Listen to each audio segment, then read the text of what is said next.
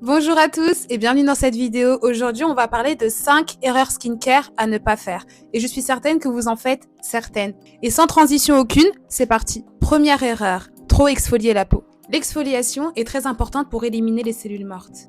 Mais en abuser peut fragiliser la barrière cutanée. Mais en plus de ça, si vous utilisez des exfoliants un peu trop agressifs, vous pouvez dessécher votre peau, provoquer des irritations et des petites lésions et augmenter sa sensibilité. Je vous conseille, si vous avez une peau normale, de limiter l'utilisation à 1 à 2 fois par semaine en fonction de vos besoins. Et si vous avez une peau sensible, je vous conseille 1 fois par semaine. Là, quand je parlais d'exfoliation, je parlais des gommages. Donc, il ne faut pas faire de gommage trop régulièrement. 1 à 2 fois par semaine, ça suffit. Et si vous utilisez d'autres exfoliants comme des AHA ou des BHA, ce sont des exfoliants chimiques que vous pouvez retrouver dans les crèmes, dans les sérums et également dans les gels nettoyants qui vont vous aider à exfolier les cellules mortes de votre peau petit à petit, jour après jour. Ensuite, le deuxième point est d'appliquer les produits dans le mauvais ordre. La règle générale est d'appliquer les produits du plus léger au plus épais. Donc, on commence par les lotions toniques, les sérums et on termine par les crèmes. Par exemple, appliquer une crème hydratante avant un sérum peut bloquer l'efficacité du sérum et empêcher ce dernier de bien pénétrer dans la peau. En troisième, ne pas hydrater la peau grasse. Les peaux grasses produisent du sébum. Mais cela ne signifie pas qu'elle n'a pas besoin d'hydratation. Beaucoup de personnes avec une peau grasse évitent les hydratants, pensant qu'ils vont rendre leur peau encore plus grasse. En réalité, une déshydratation peut créer une surproduction de sébum. Est-ce que vous comprenez ce que je veux dire? En fait, ça veut dire, quand tu es là, tu as la peau grasse, et qu'en fait, tu dessèches ta peau, que tu la dessèches, et ben en fait, ta peau, elle va créer du sébum pour réhydrater ta peau. Donc en fait, petit cercle vicieux en fait. Tu ne régules pas ton sébum, tu accentues ta production de sébum en trop desséchant ta peau. Donc je te conseille d'opter pour des hydratants légers, à base d'eau ou à base de gel, qui sont adaptés pour les peaux grasses et qui empêchent d'avoir cette sensation de fini gras à la fin qui peut être désagréable.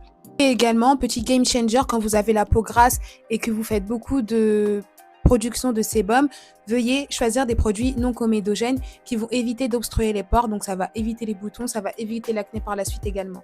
Ensuite, le quatrième point est de négliger l'utilisation de la crème solaire. Donc quand je dis négliger l'utilisation de la crème solaire, c'est que beaucoup de personnes pensent qu'il faut mettre de la crème solaire uniquement en été ou lorsqu'il y a du soleil. Or, lorsqu'il y a de la pluie ou des nuages, vous devez appliquer de la crème solaire. Même chez vous, vous devez appliquer de la crème solaire parce que les UV passent à travers les fenêtres. Donc, je vous ai déjà expliqué les UVA et les UVB. Pour vous souvenir, les UVA, pensez A comme âge. Donc, ce sont les UV qui vont avoir un impact sur le vieillissement cutané, sur le vieillissement de la peau. Et les UVB, pensez à bronzage. Ce sont les UV qui vont avoir un impact sur la mélanine de votre peau. Donc, comme je disais, les UV passent à travers la fenêtre et passent à travers les nuages. Et ce sont eux qui sont à l'origine du vieillissement cutané de la peau et ainsi que plusieurs dommages cutanés également. Donc même lorsque vous êtes chez vous, appliquez de la crème solaire. Personnellement, moi j'applique de la crème solaire tous les jours. Pour moi, mes crèmes solaires, ce sont des crèmes hydratantes. Enfin, elles font crème solaire et elles font aussi crème hydratante avec des soins. Moi, j'aime bien les deux en un.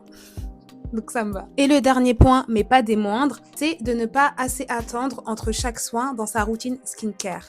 En fait, lorsqu'on applique sa routine skincare, ça a pris un engouement, un réel engouement ces dernières années, la skincare routine, avec toutes les étapes de layering. Donc le layering signifie de superpositionner en fait les couches de soins et de produits afin de maximiser les effets.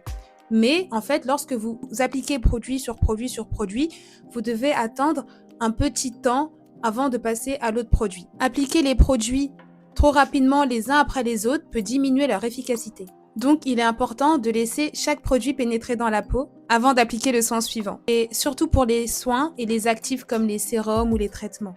Par exemple, après avoir appliqué un sérum à base d'acide ou de rétinoïdes, il est préférable d'attendre 30 secondes, voire 1 minute avant de pouvoir appliquer votre crème. Cela permet au produit de bien agir sans être dilué par le soin suivant. Donc voilà, ce sont mes 5 erreurs skincare que tu faisais peut-être, mais que maintenant tu ne referas plus. Abonne-toi et laisse-moi en commentaire si tu souhaites une partie 2, parce qu'il y a plein d'erreurs quotidiennes que les gens font souvent. Et en fait, c'est des bâtons dans les roues dans sa skincare, quoi. Parce qu'en fait, on utilise de bons produits, mais parfois on les utilise hyper mal. Donc, utiliser de bons produits, c'est bien, mais savoir les utiliser, c'est encore mieux. Donc, abonne-toi pour ne pas rater la prochaine vidéo et on se dit à bientôt.